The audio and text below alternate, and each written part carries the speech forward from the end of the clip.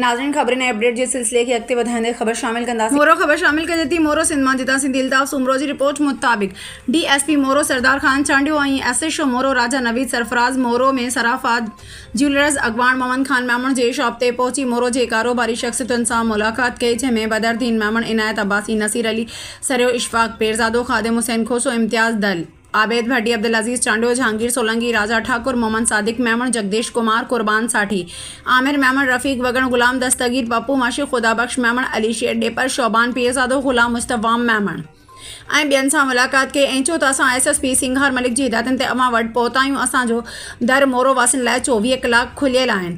असां मोरो वासियुनि जा मुहाफ़िज़ आहियूं। मोरो में अमन अमान जी सूरत हाल खे बरक़रार रखण जे लाइ ॾींहुं राति कोशिशूं करे रहिया आहियूं।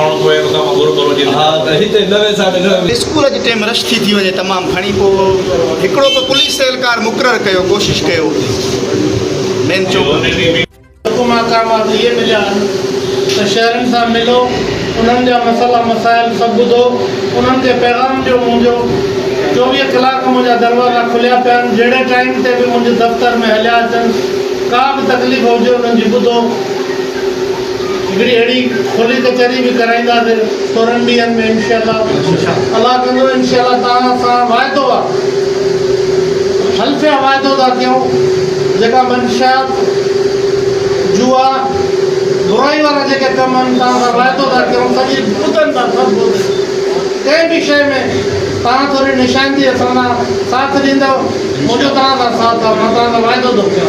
कंहिं बि बुरे माण्हू खे कोन बख़्शिश शहर में थींदी। जेकॾहिं शहर में रहूं था, न कंहिं लोफर खे बख़्शींदुसि, न कंहिं ॾोहारी खे बख़्शींदो। हीउ इंसान बि नओं आयो आहे, हीउ SHO मेरापुर हुयो, हिन जी वर्किंग था मेरापुर वारनि दोस्तनि खां पुछी ॾिसो। न मंशियात जे ख़िलाफ़, जुआ जे ख़िलाफ़ तव्हां सां वाइदो आहे। ख़ुदा गवाह आहे, जेकॾहिं मंशियात वारनि सां कंप्रोमाइज़ आहे त पंहिंजे कंहिं, मां उहो लफ़्ज़ नथो चवां, त हुनजे यार सां कंप्रोमाइज़ आहे। जेकॾहिं कंहिं सां बि कंप्रोमाइज़ कयो